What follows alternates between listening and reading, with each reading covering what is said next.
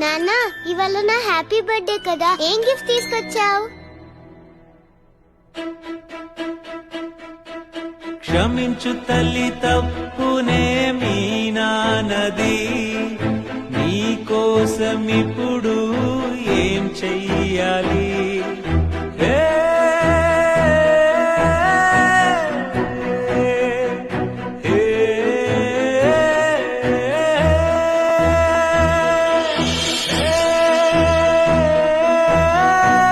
అయ్యి సైకిల్.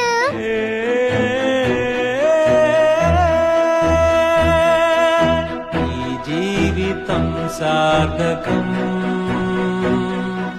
నీ ద్వారా అయ్యేనుగా.